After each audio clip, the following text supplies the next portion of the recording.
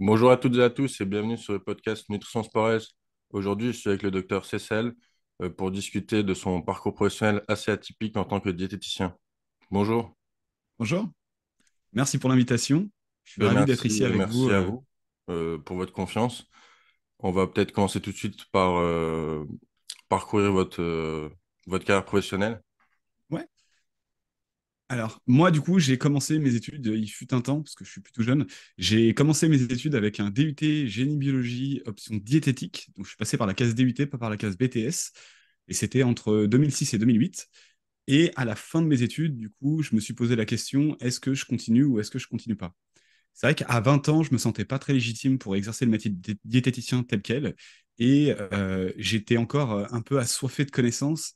Et je me souviens d'une discussion qu'on avait eue avec une de mes profs qui était diététicienne. Donc, c'était Monique Sautier. Ceux qui sont de Lyon devraient la connaître.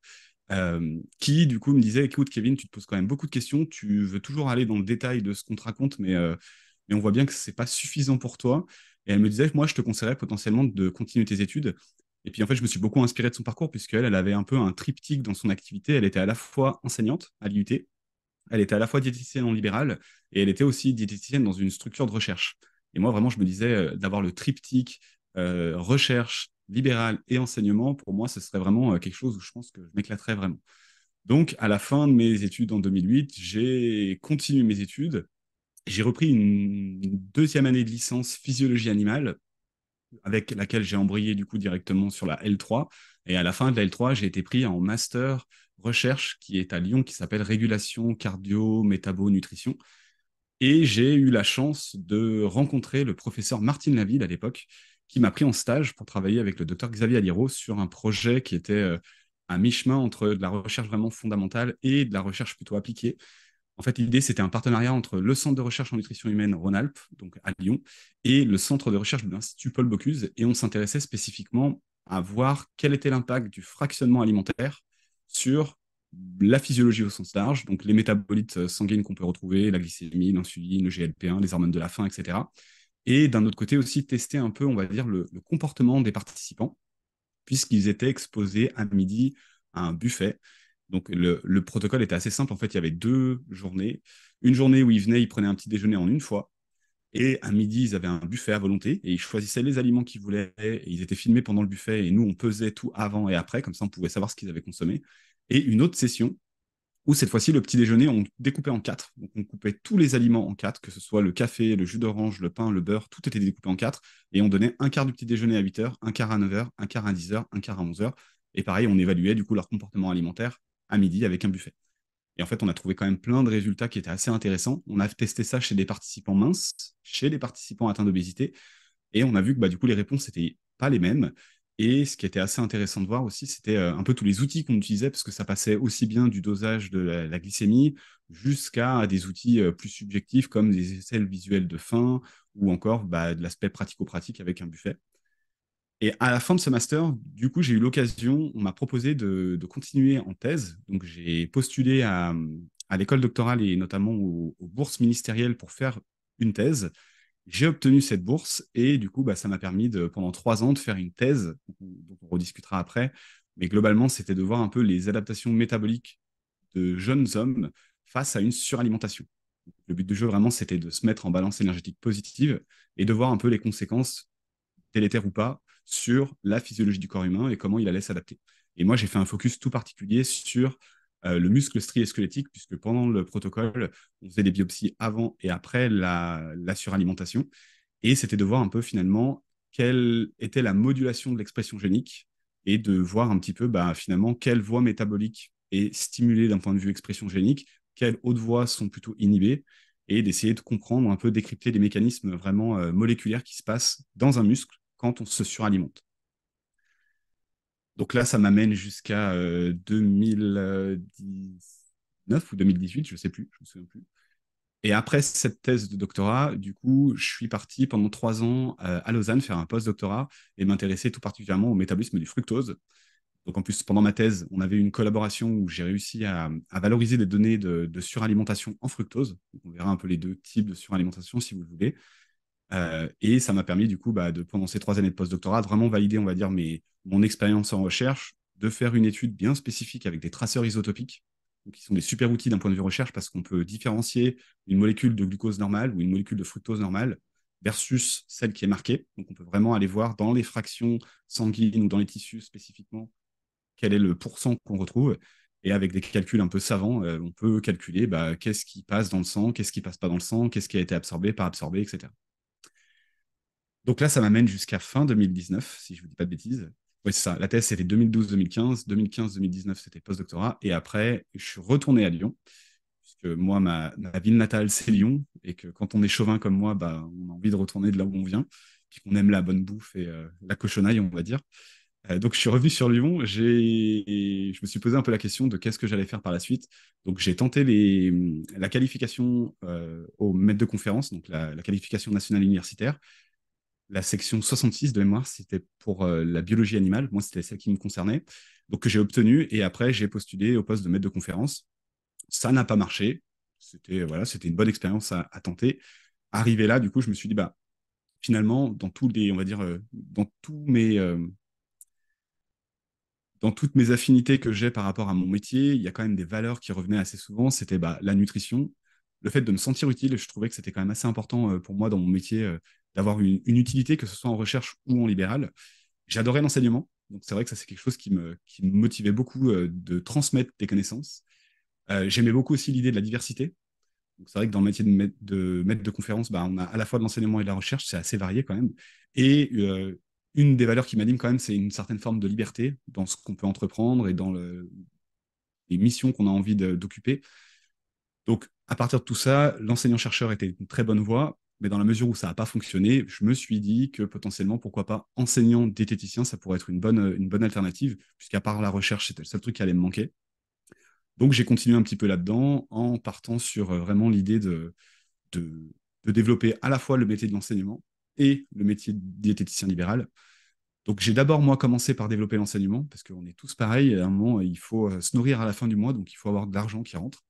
Et c'est vrai que l'avantage de l'enseignement, c'est que ça va être on va dire une rémunération qui va être récurrente. On peut se projeter sur une année, ce qui n'est pas le cas du métier de diététicien libéral, parce que la patientèle, le temps qu'elle se construit, c'est quand même long.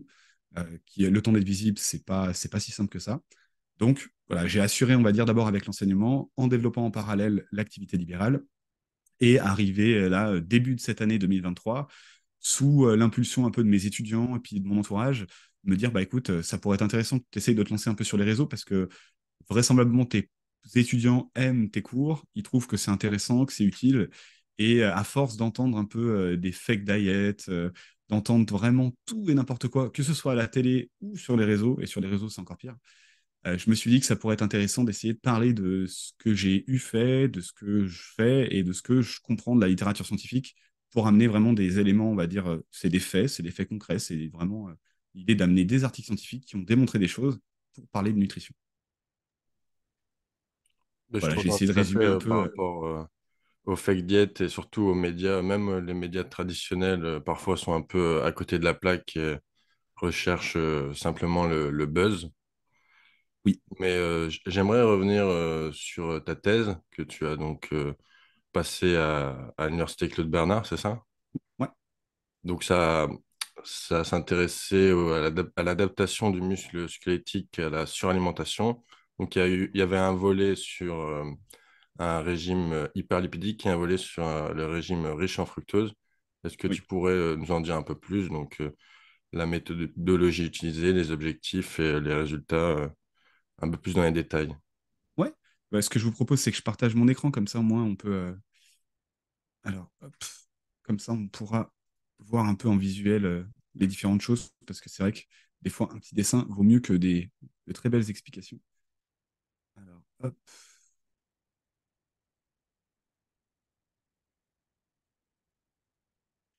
juste modifier mon diapo pour pas que ça m'enlève la vidéo. Ça, tu pourras le couper au montage, hein. T'as de quoi le couper. Tu refais des montages après, tu remontes ou pas? Oui, oui, genre. Si je dis pas de bêtises. Donc, l'idée ici, c'était d'inclure des jeunes hommes et les soumettre à une suralimentation pendant 56 jours. Donc le but du jeu pour ces participants, c'était de maintenir leur activité physique et leur alimentation habituelle et de rajouter tous les jours, en plus de ce qu'ils pratiquent d'un point de vue alimentaire, 757 kilocales sous forme globalement d'aliments plutôt riches en lipides. Donc il y avait 100 grammes de comté, 40 grammes d'amande et 20 grammes de beurre. Donc, vraiment, le but du jeu, on expliquait bien aux patients, c'était qu'ils le rajoutent en plus de leur alimentation et on validait le fait qu'ils les rajoutaient par rapport à des enquêtes alimentaires. Ce qu'on voulait surtout pas, c'était que finalement, ils remplacent des aliments par d'autres, auquel cas on n'est plus dans une suralimentation, on est juste dans une alimentation, mais différente. Donc pour valider ça, il y a différents petits outils, les enquêtes alimentaires et le fait qu'ils prennent bien du poids. Et pendant ces 56 jours, du coup, on évaluait différents paramètres au fil du temps. Donc on avait une journée avant qu'ils commencent la suralimentation, J0, une journée 14 jours après et une journée 56 jours après. Et pendant ces journées, du coup, on évaluait plein de choses. Donc on évaluait leur prise alimentaire avec des carnets alimentaires qu'on leur faisait remplir sur 7 jours. On les pesait, on faisait de la calorimétrie indirecte. Donc c'est un outil qui va nous permettre de savoir la quantité d'énergie que le corps dépense et aussi surtout quel type de nutriments et quel type de substrat le corps utilise. Donc on peut détricoter si c'est plutôt des lipides, plutôt des glucides. Donc ça c'est quand même assez intéressant. On faisait plein de prélèvements sanguins pour doser la glycémie, l'insulinémie, certaines hormones qui nous intéressaient. On a aussi réalisé des biopsies de tissu adipeux et des biopsies de muscles striés squelettiques, donc AJ0 et AJ56. Et on avait aussi, du coup, des IRM pour vraiment voir l'accumulation de lipides au niveau ventrale, comment elle apparaissait. On avait de la DEXA. Donc la DEXA, c'est un outil qui normalement permet de faire de l'ostéodensitométrie pour savoir si on a de l'ostéoporose ou pas, mais ça permet aussi d'évaluer de façon très fine la masse maigre et la masse grasse du corps humain. Donc ça nous permettait vraiment d'avoir le gold standard, donc la meilleure mesure qu'on puisse avoir pour voir l'accumulation de gras dans le corps. Et on réalisait des tests métaboliques, donc des clans euglycémiques hyperinsulinémiques. Donc c'est l'idée, en fait, on va tester la sensibilité à l'insuline du corps avec une méthode bien spécifique où l'idée, c'est qu'on perfuse de l'insuline. Et le but du jeu, c'est de perfuser du glucose pour pas que la glycémie bouge. Donc, en fait, on clampe la glycémie, on la maintient à 1 gramme par litre en perfusant l'insuline. Et vu qu'on perfuse du glucose pour contrecarrer l'effet de l'insuline, on va pouvoir avoir accès comme ça de façon indirecte à la sensibilité à l'insuline du corps. Et on faisait aussi des repas tests. Donc là, c'était l'idée de prendre des aliments où dedans on avait tracé, donc on avait mis un traceur isotopique de lipides pour voir spécifiquement du coup comment évoluait ce traceur dans le corps humain et dans quelle fraction, on va dire, sanguine il allait se retrouver. Donc ça, c'était un petit peu la base, le design du protocole. Après, plus par rapport aux résultats, donc ce qu'on a observé, moi, vraiment, ma mission pendant ma thèse, ça a été de m'intéresser spécifiquement aux adaptations du muscle strié squelettique, puisqu'il y avait déjà une doctorante qui s'était intéressée spécifiquement aux adaptations du tissu adipeux. Moi, ma mission, c'était le muscle strié squelettique. Donc déjà, avant de rentrer dans le détail du muscle, juste refaire un petit point de ce qu'on retrouve d'un point de vue, on va dire, global au niveau du corps. Ce qui est assez intéressant de voir, en fait, c'est que quand on mesure par calorimétrie indirecte l'oxydation des substrats d'un corps humain et qu'on le soumet à une suralimentation, on observe que la suralimentation va induire une modification du mix énergétique qu'utilise le corps. Et en fait, ce qui est assez intéressant de voir, c'est que globalement, la suralimentation fait que le corps va détecter ce surplus de calories et va se mettre à oxyder moins les lipides et plus les glucides. Comme si finalement, il se dit, j'ai trop de calories, si j'oxyde un peu moins de lipides, je peux en garder pour les mettre de côté. Et clairement, c'est ce qui se passait parce qu'on retrouvait une baisse de l'ordre de 14-11% de l'oxydation des lipides à jeun. Donc ça, c'est le matin à jeun, juste le mix énergétique du corps. Et en fait, on se rend compte que c'est modifié. Associé à ça, du coup, quand on zoome sur le muscle, s'aperçoit que dans le muscle, on va se retrouver à augmenter la quantité de lipides qu'il y a. Donc, c'est-à-dire que le muscle commence à stocker du gras à l'intérieur de ses cellules, ce qui est finalement pas très, très normal, en tout cas pas pour une personne lambda. Autant pour des sportifs de haut niveau, ça a du sens, notamment les marathoniens, mais pour le commun des mortels, c'est-à-dire que c'est quelque chose qui n'est pas forcément très sain ici. Donc là, on a observé une augmentation de 25%. Et une des hypothèses qu'on avait, c'est que finalement, le fait d'accumuler des lipides dans le muscle, potentiellement, pourrait modifier la sensibilité à l'insuline musculaire.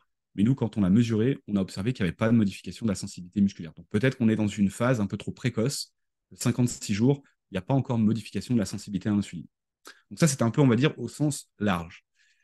Donc c'est le corps dans son ensemble. Maintenant, nous, la question qu'on s'est posée, c'est de se dire finalement, on voit que le corps, il switch de métabolisme, il se met à oxyder plus les glucides, moins les lipides, donc il doit y avoir une mécanistique derrière qui se met en place dans le muscle, et donc nous, c'est ce qu'on est allé détricoter.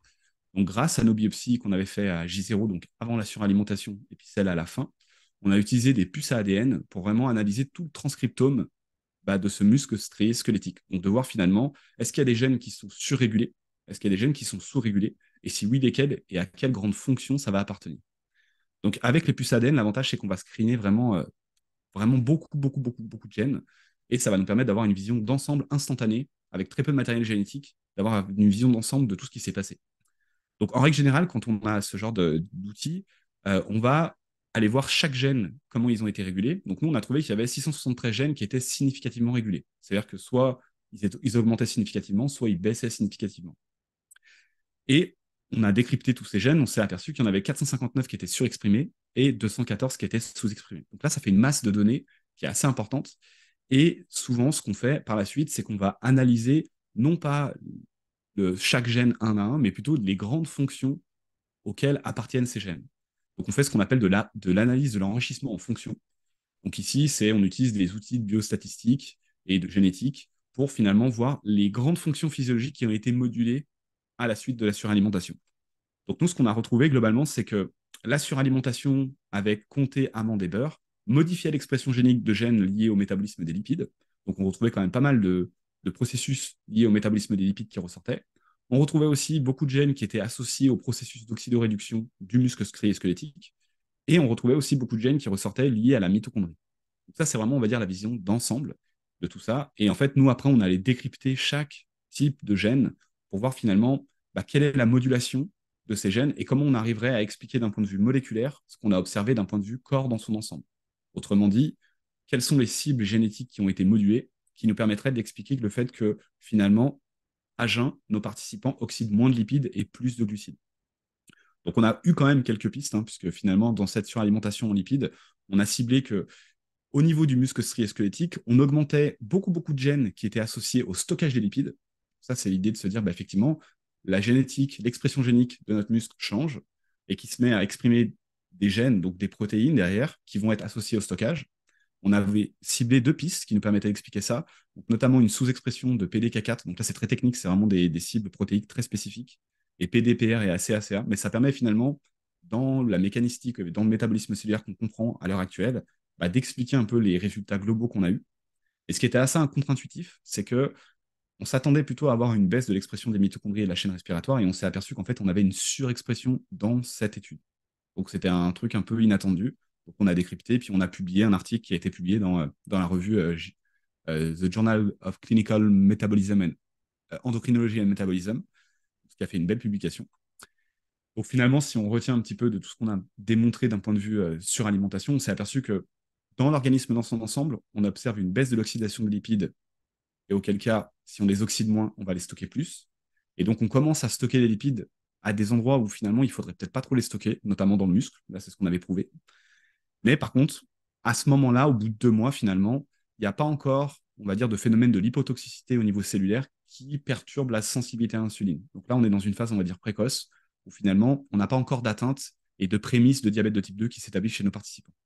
Donc ça, c'était la suralimentation en lipides. Et puis, on s'est dit, finalement, est-ce qu'on obtient exactement la même chose ou pas avec du fructose?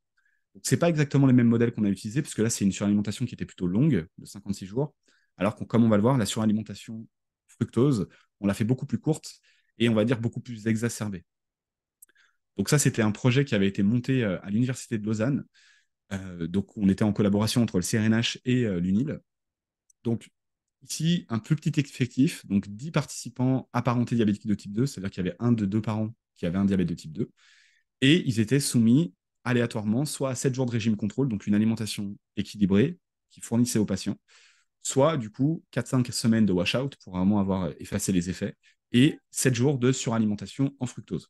Donc là, c'est un peu différent du modèle d'avant, dans l'idée qu'on avait un régime contrôle qui devait maintenir, mais en plus, on rajoutait 3,5 grammes de fructose par kilo de masse maigre par jour. Donc là, ça représente quand même des apports en fructose qui sont assez importants, parce que ça représente des centaines de grammes de fructose, puisque ça augmentait les apports énergétiques de 35%. Donc, finalement, quelqu'un qui brûle 2000 kilocalories, il se retrouvait à augmenter de plus 35% son apport énergétique. Donc, ça faisait quand même beaucoup. Et on ne leur donnait pas, non pas sous forme d'aliments, mais sous forme de boissons liquides. Donc c'était vraiment de l'eau et du fructose à 20%. Donc c'était une boisson assez sucrée qu'ils devaient prendre dans la journée pendant une semaine. Donc on a refait à peu près le même genre de design, mis à part ici qu'il est en crossover et qu'il est un petit peu différent de l'autre étude, mais finalement, à la fin de chaque période, on évaluait les participants. Donc on avait pareil, toujours le même genre d'outils, une pesée, on passait à une IRM pour voir un peu l'accumulation de lipides, comment elle s'opère dans le corps humain, notamment au niveau abdominal. Il y avait des mesures de calorimétrie indirecte, donc de savoir un peu quels nutriments oxydent le corps, préférentiellement. Est-ce que c'est plutôt des glucides? Est-ce que c'est plutôt des lipides? Il y avait des prises de sang. Il y avait aussi un clan euglycémique hyperinsulinémique, donc toujours pareil, on teste la sensibilité à l'insuline du corps, mais avec on va dire, des outils de recherche qui sont quand même très très pointus et très fins dans ce qu'on va pouvoir avoir accès comme information, puisqu'on va pouvoir, par exemple, ici dans ce genre de test, on peut différencier la sensibilité du foie à l'insuline et la sensibilité périphérique à l'insuline, chose qu'on ne pourra pas faire sur un bilan sanguin classique. Donc là, c'est vraiment une épreuve métabolique qui nous permet d'avoir accès à beaucoup plus d'infos. Et pareil, on avait une biopsie de muscles striés squelettiques qu'on a analysé de la même façon avec des puces à ADN pour aller décrypter un petit peu la modulation d'expression des gènes et voir un petit peu ce qu'on retrouve. Donc là, je refais un peu le même détail de ce que j'ai fait précédemment. Finalement, au niveau du corps dans son ensemble, qu'est-ce qu'on retrouve dans un premier temps? De la même façon que la suralimentation en lipides, quand on fait une suralimentation en fructose, eh ben, on s'aperçoit que l'oxydation des lipides baisse. Ce qui veut dire que le matin à jeun, le mix énergétique que j'utilise, il est plutôt orienté sur des glucides que sur des lipides. Ça, finalement, en fait, faut représenter un peu le corps humain comme une voiture hybride. On peut utiliser de l'électricité ou du gazole ou de l'essence. Et puis, le mix des deux, bah, il est différenciant en fonction de si on appuie plus ou moins sur l'accélérateur. Ça, c'est pour une voiture. Chez nous, à jeun, normalement, la logique veut qu'on oxyde plutôt des lipides et pas trop de glucides. Et là, en fait, c'est assez intéressant de voir que le fait de s'être suralimenté modifie cette expression à jeun. Donc, le mix énergétique du matin, c'est différent. Donc moins 32% à la suite d'une suralimentation en fructose. Donc c'est des effets un peu plus prononcés quand même qu'on a eu dans le modèle de suralimentation en lipides. Et toujours pareil, on observe une accumulation de lipides dans le muscle, ce qui finalement n'est pas forcément une très bonne chose parce que ça peut perturber un petit peu le fonctionnement du muscle. Et par contre, toujours pareil, pas de modification de la sensibilité musculaire à l'insuline. Ce qui veut dire que pour l'instant, le fait qu'on accumule des lipides dans le muscle, ce n'est pas encore délétère pour cette sensibilité à l'insuline. Donc aucune modification ici. Et toujours pareil, on s'est posé la question de se dire, bah tiens, si on observe au niveau du corps dans son ensemble une modification du mix énergétique, c'est qu'il doit y avoir des gènes qui sont surexprimés ou sous-exprimés au niveau du muscle. Parce qu'il ne faut pas oublier que le muscle, quand même, est un gros consommateur d'énergie, même à jeun. C'est lui qui consomme quand même pas mal de glucides et pas mal d'énergie à jeun. Donc, il est quand même pertinent à aller analyser et à aller détricoter. Donc, on a refait pareil, on a refait une analyse avec des puces à ADN et on a observé cette fois-ci qu'il y avait 407 gènes qui étaient surexprimés ou sous-exprimés de façon significative. Donc, dans ces 407 gènes, il y en avait 177 qui étaient surexprimés et 230 qui étaient sous-exprimés. Et donc, pareil, pour décrypter un petit peu les grandes voies physiologiques qui sont impactées là-dedans, on utilise de l'analyse de l'enrichissement en fonction. Et on a montré que globalement, ce qui ressortait, c'était les voies métaboliques liées au métabolisme des lipides, qui étaient vraiment surreprésentées dans cette liste de gènes significativement régulés. Et on retrouvait aussi des gènes liés à la mitochondrie. Donc pareil, on est allé décrypter un peu plus en détail tous ces gènes, voir ceux qui étaient surexprimés, voir ceux qui étaient sous-exprimés, et décrypter un petit peu la mécanistique qui nous permettrait encore une fois d'expliquer la baisse de l'oxydation des lipides à jeun. Donc finalement, ce qu'on a réussi à montrer, on va dire de façon un peu générale, parce que là on est sur du très très technique, c'est que la suralimentation en fructose de 7 jours va modifier cette fois-ci l'ensemble des gènes du muscle squelettique, mais va induire une baisse de l'expression de plein de gènes. Une baisse de l'expression notamment de certaines protéines qui permettent l'entrée des acides gras dans la mitochondrie, notamment comme CPT1, qui est vraiment une protéine clé qui fait rentrer les acides gras dans la mitochondrie pour qu'ils soient utilisés à des fins énergétiques. On retrouve aussi une baisse de l'expression de certaines protéines de la chaîne respiratoire. Et on retrouve aussi une baisse de l'expression de gènes liés à, à certaines protéines qui sont plutôt en lien dans la bêta-oxydation. Donc là, finalement, c'est comme si le muscle ne savait plus quoi faire vraiment de ces lipides. Et en fait, forcément, si je ne les oxyde pas, si je ne les utilise pas à des fins énergétiques, eh ben, je les stocke. Mais on voit que ce n'est pas exactement les mêmes cibles entre du fructose et des lipides. Donc là, c'est assez intéressant parce que dans la vraie vie, souvent, quand on surconsomme les calories, on va avoir un mix de gras et sucre. Donc en fait, on va vraiment certainement avoir un combo un peu des deux qu'on a vu juste précédemment. Donc ici, en fait, ça permet encore une fois d'expliquer un peu dans l'organisme, dans son ensemble, la baisse de l'oscillation lipidique qu'on a retrouvée, l'augmentation des lipides d'un point de vue ectopique, c'est-à-dire qu'ils ne se stockent pas dans le tissu adipeux, ils se stockent ailleurs. Ça, on n'aimerait pas trop que ça arrive. Mais par contre, encore une fois, dans ce mode-là, en 7 jours, c'est pas assez long, entre guillemets, pour avoir des effets sur la sensibilité à l'insuline. Donc là, c'était un peu les deux pendants d'une même pièce, hein, suralimentation, donc j'ai trop de calories par rapport à ce que je dépense, et comment gère cet excédent calorique mon corps. Et en parallèlement en fait, de ces deux projets, j'ai lancé un nouveau projet, puisqu'on s'est dit, finalement, on a maintenant la vision lipide, la vision glucide, mais ce qui pourrait être intéressant, c'est de combiner les deux, et de créer du coup une suralimentation lipide-glucide. Et donc ça, c'était le projet que j'ai développé pendant ma thèse, mais c'est des projets de recherche clinique qui durent très longtemps. Donc, j'ai pas pu soutenir vraiment et publier des articles dessus. C'était le projet qui a été monté à Lyon et en collaboration avec la Suisse, qui s'appelle Polyminute, donc qui commence à avoir des publications à l'heure actuelle, où finalement c'était des suralimentations, mais à base de chips, cola, pain au chocolat et barres chocolatées. Et c'était des suralimentations qui étaient pendant un mois avec une augmentation des apports de l'ordre de 50%. Là, c'était quelque chose d'assez, on va dire, carabiné pour voir les conséquences délétères sur le corps, et notamment sur la sensibilité à l'insuline. Et il y avait une petite spécificité dans ce protocole, c'est on était en aveugle, en double aveugle.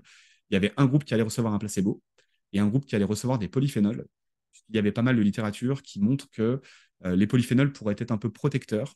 Mais finalement, ici, dans ce cadre de cette étude, les polyphénols ont des effets spécifiques sur certaines voies métaboliques, mais ne contrecarrent pas les effets délétères de la suralimentation, vraisemblablement parce que la suralimentation induit des effets délétères trop puissants par rapport à ce que permettrait l'effet positif des polyphénols. Voilà un petit peu pour ce qui était mon projet de thèse. J'espère avoir pas été trop long et trop technique. J'ai essayé de faire simple. C'était très intéressant. Du coup, on va enchaîner directement sur pourquoi tu t'es réorienté vers les réseaux sociaux, vu que tu as notamment créé une chaîne YouTube. Est-ce que tu peux nous en Exactement. dire un peu plus? Ouais. Alors, globalement, j'ai lancé une chaîne YouTube parce que j'ai beaucoup d'étudiants qui me disaient Monsieur, vos cours sont super intéressants, on aimerait bien avoir plus de choses des fois. Et quand on va sur YouTube ou sur certaines plateformes, on entend tout et son contraire. Et ils me montraient des fois des vidéos, certaines personnes qui disaient l'inverse de ce que je disais. Donc, je leur expliquais que bah, finalement, c'est peut-être un peu une méconnaissance de la physiologie, que c'est des personnes qui n'ont pas forcément ou tout le background scientifique qui leur permettent d'expliquer les choses et qui l'expliquent un peu de façon bancale, on va dire ça comme ça. Et ils m'ont dit, ouais, mais monsieur, du coup, nous, on a des cours, mais comment on fait face à des gens comme ça qui nous tiennent tête et qui nous disent que non, c'est nous qui nous trompons? Je dis, bah, vous avez normalement des compétences physiologiques, vous pouvez expliquer les choses et vous vous basez sur des études, chose qu'eux ne feront pas. Ce sera des on-dit. Et ils m'ont dit, ouais, mais monsieur, ce serait cool que du coup, vous ayez des vidéos, que vous fassiez des vidéos, etc. Donc je me suis dit, bon, bah, allez, pourquoi pas, j'ai quand même un peu de matière déjà maintenant que ça fait un petit moment que je suis prof. J'ai de la matière pour pouvoir créer, on va dire, une chaîne pour faire des vidéos sur l'alimentation. Et puis je me suis pris au jeu petit à petit en faisant des vidéos, en ayant bah, à chaque fois quand même beaucoup de commentaires qui sont très gentils et qui disent c'est génial vos vidéos, c'est super pédagogique, on comprend plein de choses. Donc je me suis dit, bon, bah, si ça fonctionne et que ça plaît surtout, c'est ce qui m'intéressait, eh ben, je me suis dit pourquoi pas continuer. Donc j'ai continué depuis janvier 2023 que j'ai lancé la chaîne. Bah, je continue à raison de 1 à 2 vidéos par mois à faire en fait des vidéos sur des thématiques qui sont un peu en vogue parce qu'il y a beaucoup d'effets de mode dans l'alimentation. Et il y a toujours des vieux trucs qui reviennent un peu au goût du jour. Et en fait, on oublie un peu d'où ça vient, pourquoi ça a été créé. Et puis, en ce moment, par exemple, on a la mode, bah, ce qu'on disait tout à l'heure, le régime cétogène, le jeûne intermittent. Et puis, parce que je crois que dans l'alimentation, on a beaucoup, quoi, bah, on est tous humains, on est pareil, hein. On aime bien croire au Père Noël. C'est-à-dire qu'on aime bien, finalement, essayer de se dire, il y a quelque chose de miraculeux qui va être simple à mettre en place pour être en bonne santé. Mais ça, en fait, on l'a découvert depuis belle lurette. C'est l'alimentation méditerranéenne, l'alimentation saine et équilibrée que nous recommandent toutes les agences de santé. Et en fait, on essaye des fois de tendre vers d'autres modèles, mais si c'est plus simple, ça peut être justifié. Par exemple, quand je parlais du régime cétogène, j'en parle justement que c'est un mode, on va dire, une alimentation bien spécifique, mais qui peut des fois être vécu de façon plus simple qu'une alimentation saine et équilibrée. Donc, à la limite, si ça permet d'arriver, moi, mon but, c'est d'arriver à avoir une bonne santé. Après, il y a différents chemins pour y arriver. À la limite, peu m'importe le chemin, moi, ce qui m'intéresse, c'est qu'à la fin, finalement, on tend vers une alimentation saine et équilibrée qui nous permet bah, de vivre vieux et en bonne santé. Donc, c'est plutôt ça un peu mon leitmotiv, de prouver par la science que certaines choses sont intéressantes, que d'autres ne le sont pas. Donc, d'essayer un peu d'amener ma patte scientifique sur ce bas monde où on entend tout et son contraire et pas forcément très appuyé d'un point de vue scientifique des fois. Donc, c'est ce qui, on va dire, est différenciant pour ma chaîne. C'est ce qui peut plaire, c'est ce qui peut ne pas plaire aussi, ça existe. Mais voilà, moi, je pars du principe qu'en tant que scientifique, il n'y a pas de croyance à avoir, il y a des faits. Bon, bah, on a prouvé par A plus B que ça a fonctionné comme ça. Pas besoin de réinventer la poudre. Et peut-être pour conclure ce podcast, est-ce que vous pouvez dire où vous consultez en tant que diététicien? Ouais. Alors moi, je consulte dans la banlieue lyonnaise, à Corba, très exactement. Donc j'ai un cabinet libéral où je suis ouvert les jeudis à Corba. Je fais aussi des consultations en visio pour certains patients. Donc j'ai des patients qui sont des fois quelqu'un de la France qui veulent faire des consultations. Donc la visio, ça peut être aussi une bonne alternative. Et puis, bah, je suis aussi présent sur les réseaux, à savoir YouTube et Instagram que j'ai débuté récemment. Je suis encore un peu vieux et mou du genou, donc je suis pas encore très très à l'aise avec Instagram, mais ça viendra. Eh bien, écoutez, merci, docteur Cécile, pour votre temps. Et Avec cela plaisir. va conclure le podcast. Merci beaucoup. Merci à vous. Je vous remercie d'avoir suivi ce podcast en ma compagnie et celle du docteur Cécile sur son sujet de thèse, qui s'est intéressé à l'adaptation à la suralimentation du muscle squelettique. Pour me soutenir, n'hésitez pas à me suivre sur mes différents réseaux sociaux, à liker et à partager ce podcast. N'hésitez pas également à faire un tour sur la chaîne YouTube du docteur Cécile. Et quant à moi, je vous dis à la prochaine.